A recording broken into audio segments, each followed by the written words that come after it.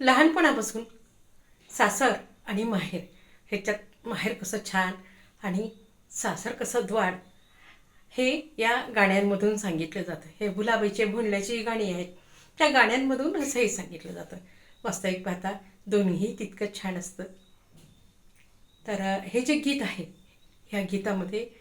माती सुरेख आहे आणि त्या मातीपासून मग ओटा तयार केला जातो, मग जातं रोवलं जातं आणि मग त्याच्यापुढे काय काय केलं जातं ते आपण या गीतातून ऐकूया. अशी माती सुरेख बाई ओटा तो रोवावा, अशी माती सुरेख बाई ओटा तो रोवावा, असा ओटा सुरेख बाई जात ते रोवाव, अशी माती सुरेख बाई ओटा तो रोवावा, असा ओटा सुरेख बाई जात ते रोवाव, हस जात छान बाई रवा तो काढावा, हस जात छान बाई रवा तो काढावा,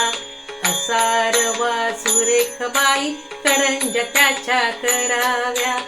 असा रवा सुरेख बाई करंज्या त्याच्या कराव्या, अशा करंज्या छान बाई तबकात नेऊन ठेवाव्या,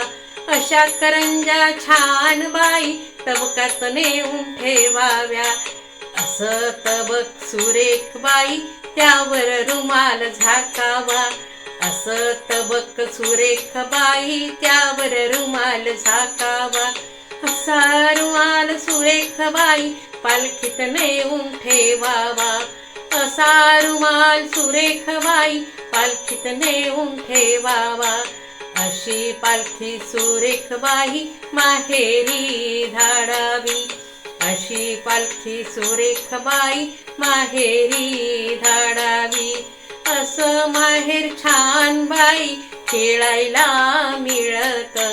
असं सासर द्वाड बाई कोंडू कोंडू मारीत, असं माहेर छान बाई खेळायला मिळते,